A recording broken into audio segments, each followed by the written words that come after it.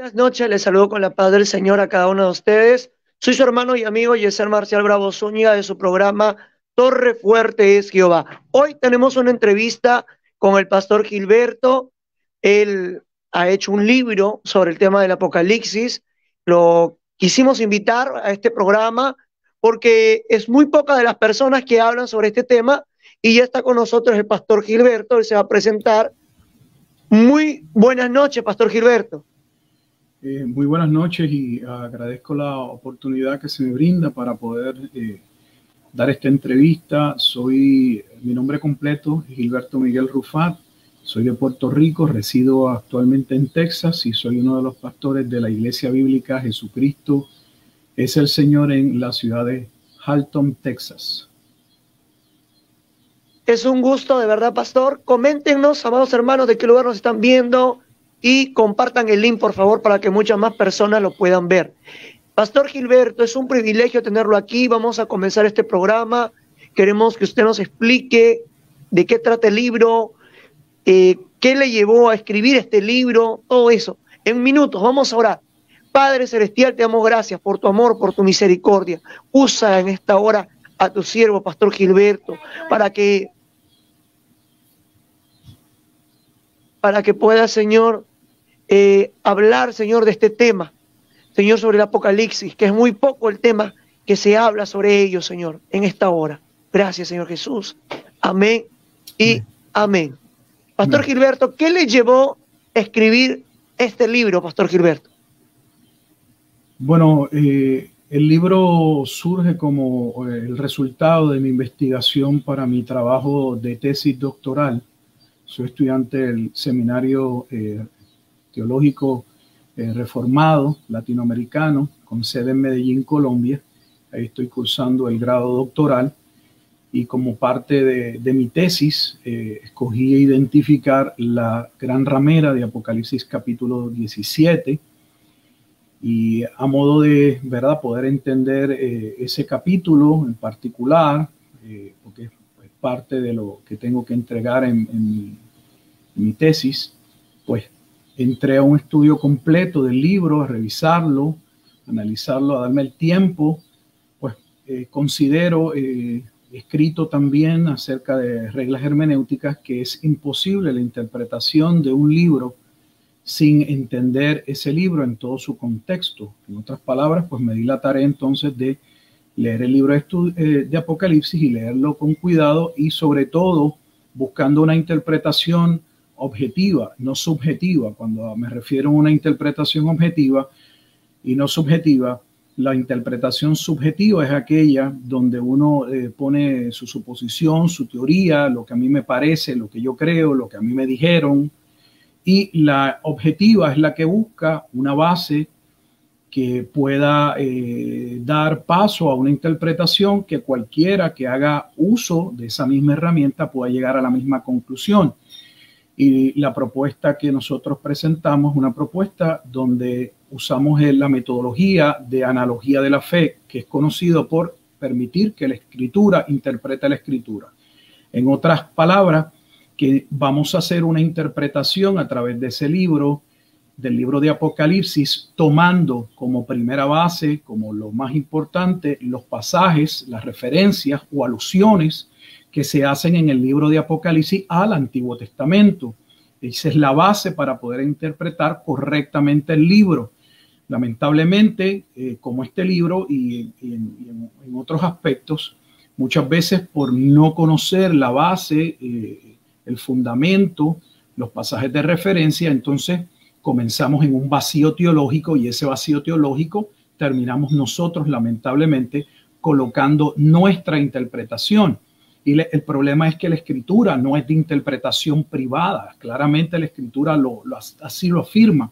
Si no es de interpretación privada, entonces tiene que haber una base objetiva y creemos que esa base objetiva es considerar como primario, como punto de referencia, esas alusiones, esas referencias que se hacen en Apocalipsis al Antiguo Testamento a modo de poder entender ese lenguaje apocalíptico. Y eso es lo que presentamos en el libro, que está ahora mismo en la faceta de revisión.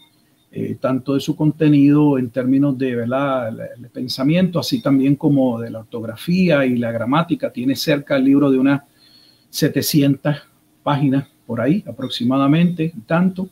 Tiene cerca de 400 referencias a otros libros, sea de historias, comentaristas, diccionarios teológicos, de lenguaje, sin incluir todas las citas entonces del Antiguo Testamento que se colocan también dentro del libro, para que aquel que lo lea se le haga mucho más fácil y no tiene necesariamente que estar buscando cada pasaje en la Biblia. No todos están en el libro, pero los pasajes más importantes sí están, lo que también hace el proceso de lectura mucho más cómodo. Pastor Gilberto, ¿qué opina de las personas que tienen miedo de leer el libro de Apocalipsis? Lamentablemente, la visión que caracteriza o que permea la mayoría de las iglesias es una visión de terror del libro de Apocalipsis. Es un libro que trae miedo cuando no debería serlo. El libro de Apocalipsis realmente es un libro que se escribe en un momento dado donde hay una iglesia que está siendo perseguida, y es un libro donde claramente se establece que aquel cordero que había mediado la redención de aquel pueblo escogido, aquel pueblo llamado, aquel pueblo que fue profetizado en el Antiguo Testamento, que sería salvo por medio del Mesías, que ese pueblo podía estar seguro que aquel cordero no solamente era el cordero redentor o mediador que había establecido el nuevo pacto, sino también era aquel juez justo que iba a juzgar a los que les perseguían, aquella generación, como Jesús catalogó, una generación adúltera, corrupta. Así que el libro es para la iglesia, es un mensaje de aliento, es un mensaje de que podemos confiar y debemos estar seguros de que Dios está en control de cada aspecto de la historia, y que independientemente de las circunstancias que tengamos que vivir, la realidad es que aunque alguien pueda matar nuestro cuerpo, nuestra redención está segura en Cristo. Jesús dijo claramente que no debíamos temer a aquellos que podían destruir el cuerpo, que en todo caso a quien debíamos temer es aquel que puede enviar el alma al infierno. Entonces los creyentes no tenemos que tener ningún temor, aún si por razón de sostener nuestra fe tuviéramos que pagar con nuestra vida, porque tampoco estoy diciendo que, aunque el libro es un libro de esperanza, Dios no los ha abandonado nunca. Él vino a buscar sus ovejas y sus ovejas están en su mano, como dice Juan capítulo 10, y de allí nada ni nadie las arrebata. Romanos capítulo 8 específicamente asevera que nada ni nadie nos separará del amor de Cristo. No hay tribulación, no hay tormenta, no hay nada arriba, no hay nada abajo que pueda separar a un verdadero creyente de ese amor con que Dios le ha sido, le ha salvado, le ha perdonado sus pecados, le ha justificado, le ha santificado en Cristo. Muchas gracias por la respuesta, Pastor Gilberto, de verdad. Es que es lamentable que hoy en día el libro de Apocalipsis no es muy leído en la iglesia, ya que es lamentable también que hay una mala interpretación de aquel. Eso tenemos que tener en claro eso también. Hoy en día los pastores tienen un poco conocimiento sobre el tema. ¿Por qué? Yo no creo que la mayoría de los pastores hayan hecho un estudio,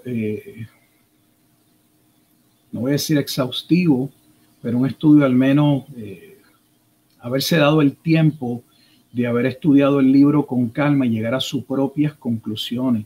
Lamentablemente vivimos en un tiempo donde gran parte aún de los escritores y aún lamentablemente también de algunos, o tristemente de algunos comentaristas, son estaciones repetidoras. En otras palabras, ellos han leído, tal vez han estudiado, pero lo que han hecho es que han tomado algo como verdadero, sea porque, no sé,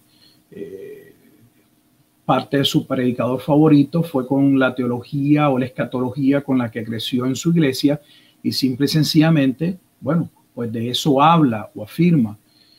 Pero en mi caso particular, el proceso de mi análisis y de mi estudio me llevó a cambiar totalmente lo que yo había sido enseñado. Yo fui enseñado en la posición dispensacionalista pretribulacionista, o mejor conocido como la teoría del rapto secreto de la iglesia. Y distingo el rapto secreto de la iglesia porque ciertamente la Escritura dice que en un momento dado, en la segunda venida, aquellos que vienen con Cristo y los que están en la tierra han de ser reunidos y transformados. Así que no quitamos, no decimos que esa parte no está en la Escritura, claramente se afirma en 1 Tesalonicenses capítulo 4, pero ni tan siquiera allí el tema es el tema del rapto.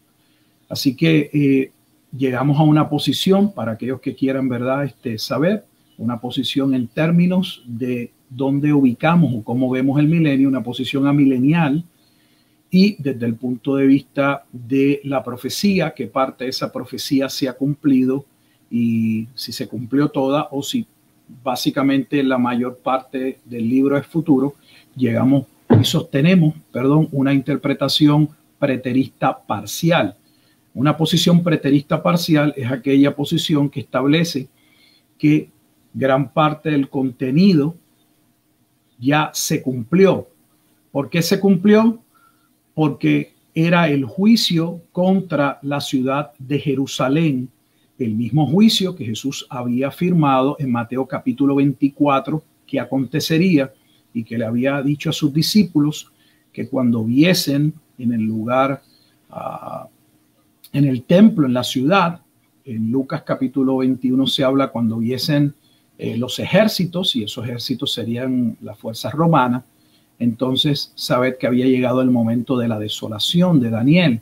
Y creemos que Apocalipsis narra particularmente ese discurso profético sobre el Monte de los Olivos que el Evangelio no recoge. Porque no sé si nuestros hermanos saben que cuando vemos los 4 evangelios, Mateo, Marcos y Lucas, claramente hablan de la profecía más importante y más larga de Jesús, que es la profecía acerca del juicio que vendría contra Jerusalén y que culminaría con la destrucción del templo. Pero cuando leemos el Evangelio de Juan no contiene esa profecía sobre el Monte de los Olivos. Creemos que la razón es porque el libro de Apocalipsis a Juan se le dio aquellos detalles llegado el momento de aquello que habría de suceder. Por eso cuando uno inicia la lectura del libro de Apocalipsis, lo primero que se encuentra en el versículo 1 y en el versículo 3 habla de las cosas que deben suceder pronto, porque el tiempo está cerca.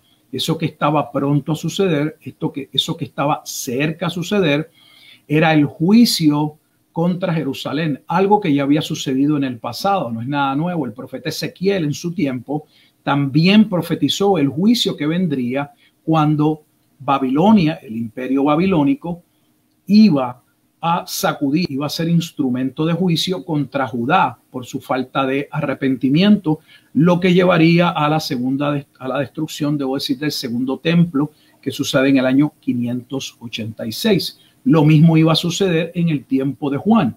Ahora que el templo que se había reconstruido, el segundo templo, sería destruido por los romanos, tal y como Jesús precisó.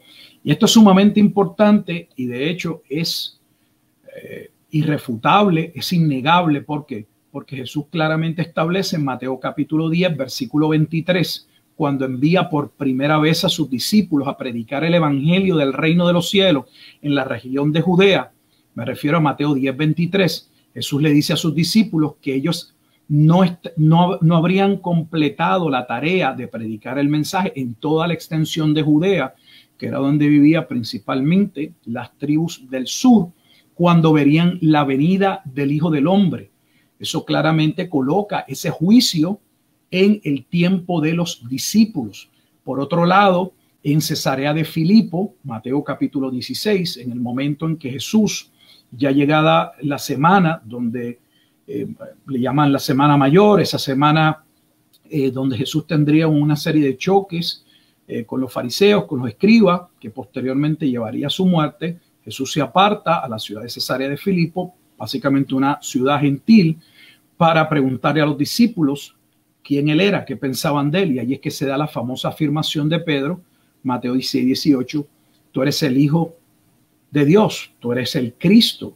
Y Jesús va a proclamar sobre esta roca, sobre esa declaración, sobre quien yo soy, va a ser edificada la iglesia. Y ese capítulo finaliza, Mateo 16, versículos 27 y 28, diciéndole Jesús a sus discípulos que algunos de ellos no gustarían la muerte, no estarían dispuestos a morir hasta que viesen la venida del Hijo del Hombre viniendo en juicio. En otras palabras, que claramente allí se establece, nuevamente Mateo 16, versículos 27 y 28, que ese juicio debía suceder dentro de la vida de al menos algunos de esos discípulos.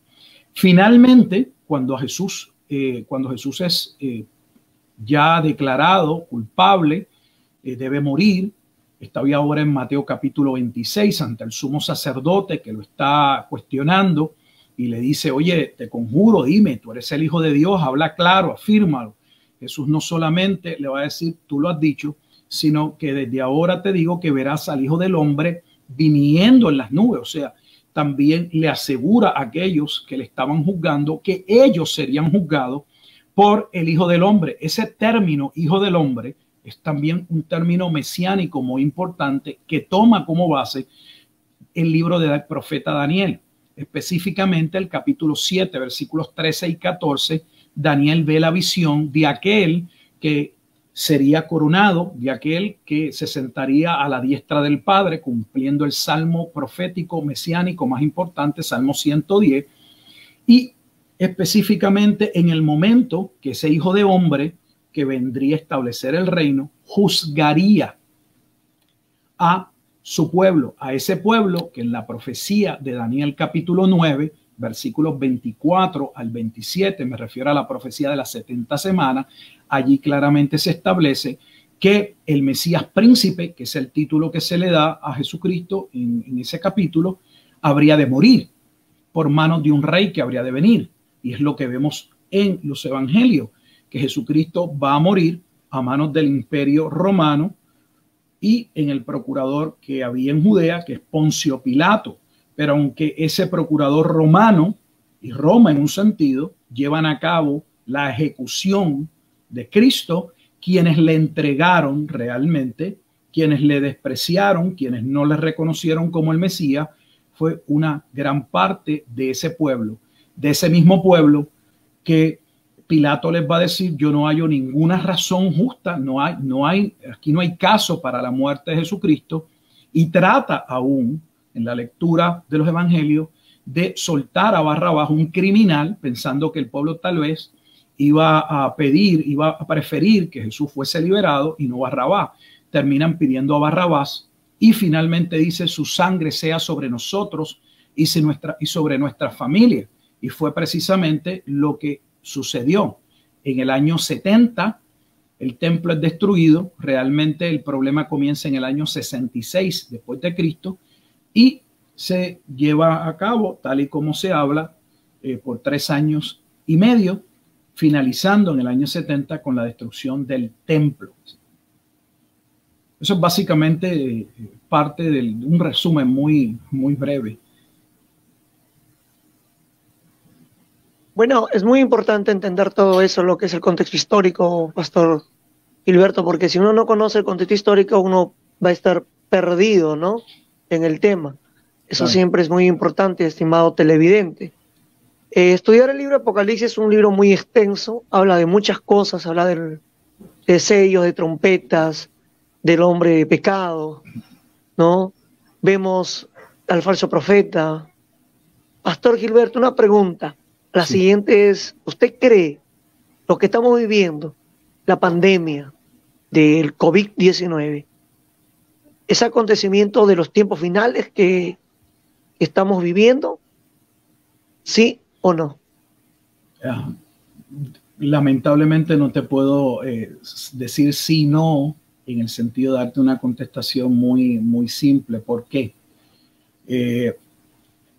En el libro de Apocalipsis se recogen 2 juicios. Déjame poner el contexto. 2 juicios que lamentablemente cuando estudiamos o revisamos la literatura, la que pudimos nosotros ir viendo, A veces no se distingue esos dos juicios. Y me refiero que desde Apocalipsis capítulo 6, desde que se abren los primeros sellos, son 6 sellos, vemos las 7 trompetas y las 7 copas, una serie de juicios en 7, llevan hasta el capítulo 19 a la destrucción de lo que se plantea como la gran ciudad o la grande ciudad.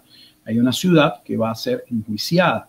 Y posteriormente, aquí viene la otra parte, entonces vamos al capítulo 20, se presenta el milenio y al final del milenio, Satanás nuevamente, Dios le permite, suelto, engaña a las naciones, y ahora tiene que ver con tu pregunta, engaña a las naciones y las indispone o las atrae para atacar a la esposa del Cordero, porque las bodas del Cordero en el libro de Apocalipsis se dan en el capítulo 19. O sea, una ciudad es destruida y una ciudad es levantada. Hay una novia y hay una mujer adúltera. Son imágenes de la Jerusalén o el pueblo que sería juzgado por no creer y del pueblo que conforme a las profecías del Antiguo Testamento, el Mesías vendría a salvar específicamente cuando llegase el momento del juicio. Por eso hallamos en el capítulo 7 y en el capítulo 14 una referencia a los 144,000 de Israel que serían preservados por la gracia de Dios.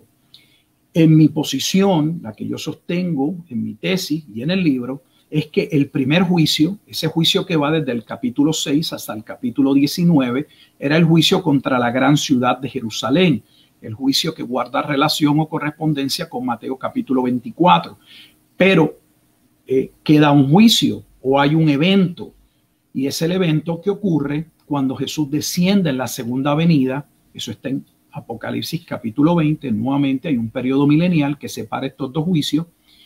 El diablo es suelto, engaña a las naciones y viene en un ataque. Y cuando viene en ese ataque, la Biblia no precisa específicamente en qué momento, pero entonces es ahí que se toma la segunda venida de Jesucristo, donde Jesucristo entonces defiende esa ciudad santa, no la ciudad adúltera, porque esta es otra ciudad, es la ciudad cuyo rey es Cristo, son los redimidos, son su pueblo, es la iglesia. Y es probable, yo no digo, porque no lo puedo decir, que estemos viviendo el escenario de la segunda venida de Jesucristo. Esa era la doctrina que en la historia de la iglesia se entendía. La doctrina acerca del rapto secreto de la iglesia es una doctrina que, aunque se puede ir un poco más atrás de la fecha que voy a decir, realmente como hoy se enseña, se predica, básicamente es una doctrina que se formula o que se cobró auge cercano al siglo, a principios del siglo XIX. Estamos hablando, casi todos llegan al acuerdo del 1830. Pero si uno va para atrás, esa no era la posición de la iglesia, independientemente de las posiciones o cambios que pudiesen haber o discrepancia. Lo que se esperaba, lo que la iglesia realmente esperaba, era la segunda venida de Jesucristo. Y nuevamente, esa segunda venida de Jesucristo, establecida en Apocalipsis capítulo 20, va precedida de que Satanás lleva a cabo un último ataque, y ese ataque es una confederación de naciones que van contra la iglesia.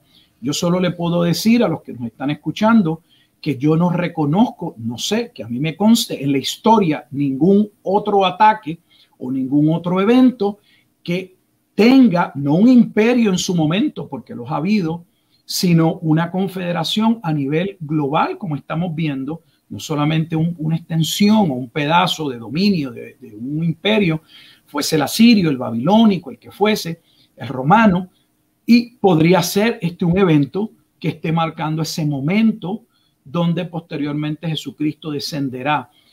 Si ese es el momento o no, yo no lo puedo afirmar. Yo creo que la Escritura es categórica en decir que nadie al final sabe el día exacto y la hora en que Jesucristo ha de regresar por segunda vez.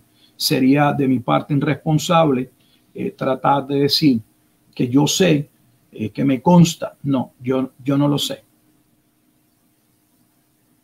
Hay muchas personas que especulan, pues no, en estos últimos tiempos, la venida del Señor Jesús. Pero hay que tener mucho cuidado porque la palabra de Dios dice que el día ni la hora nadie lo sabe, ni aún los ángeles de los cielos, ni aún Jesús, que él dijo, no, yo soy el Hijo, solamente el que sabe es mi Padre.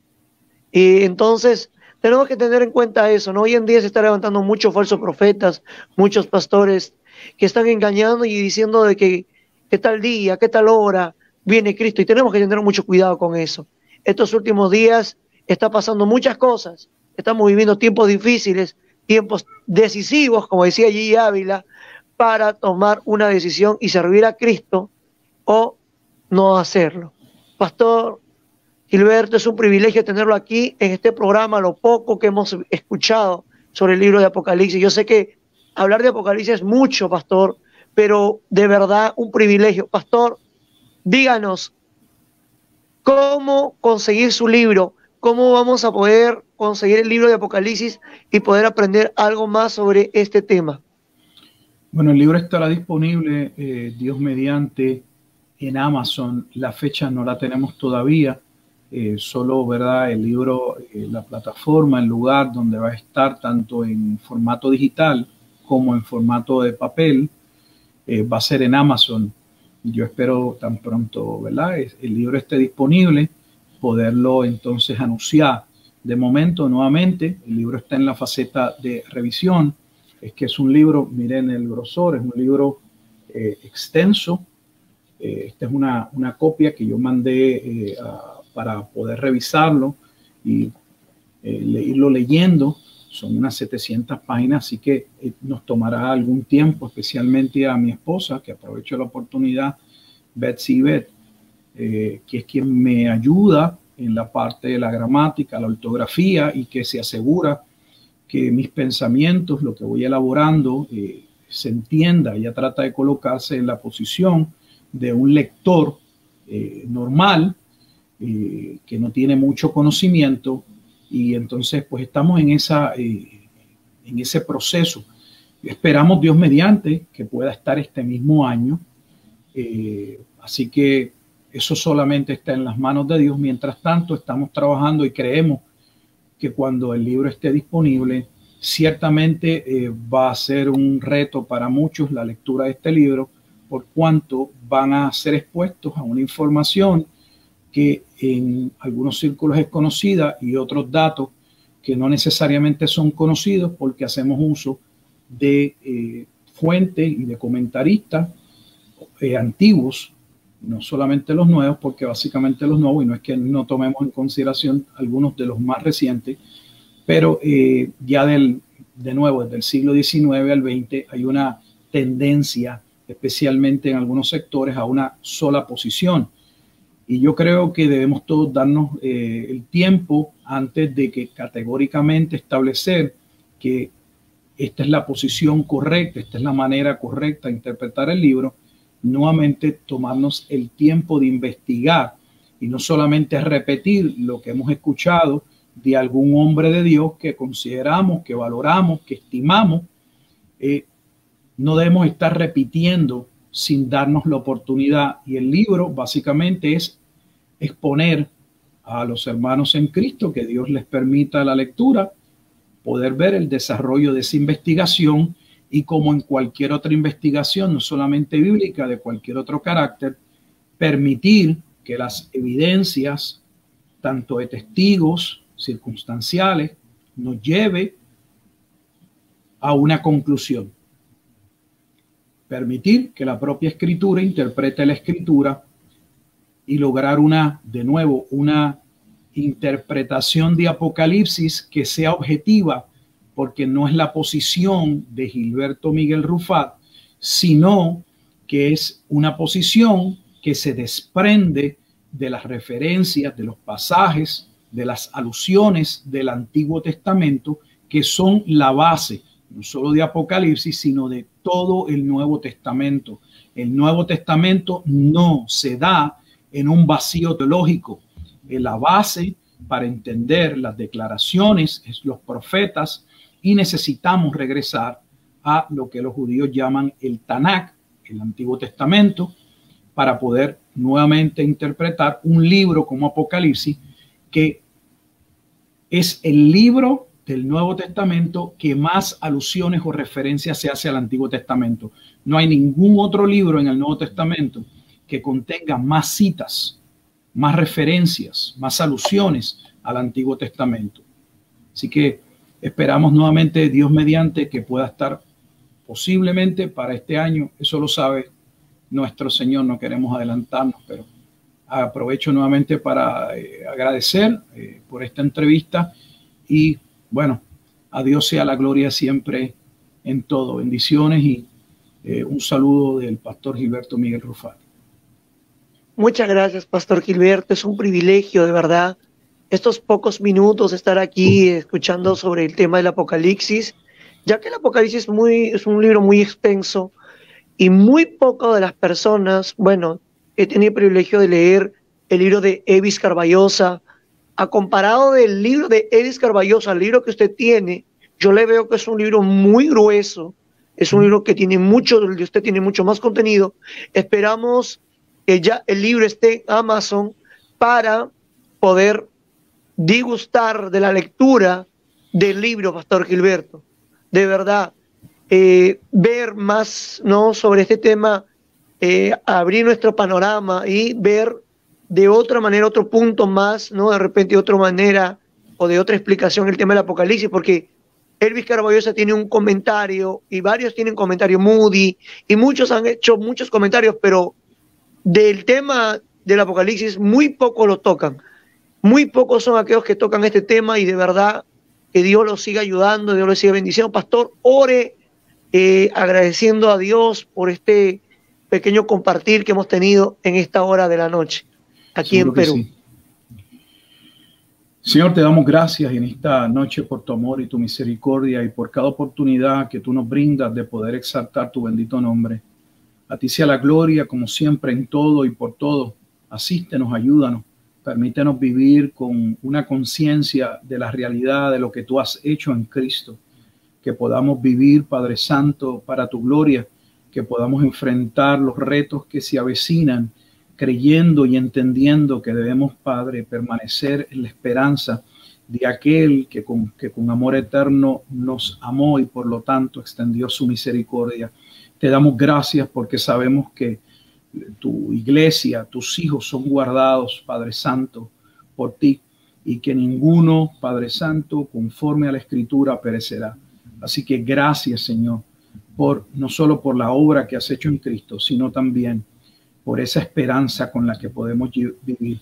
Pero también, oh Dios, clamamos y te pedimos que en medio de esta situación que estamos viviendo, tu iglesia pueda continuar entendiendo que la única lámpara que debe alumbrar sobre nuestra casa y sobre esta sociedad, aquella sal que debe, Padre Santo, Señor, salar y traer, Padre, bendición a nuestra sociedad, es tu iglesia.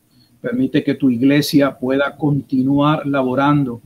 Como escuché una vez a quien fuese mi pastor, debemos vivir cada día como si fuese el último, pero seguir trabajando como si faltasen muchos días. Ayúdanos, Señor, y asístenos.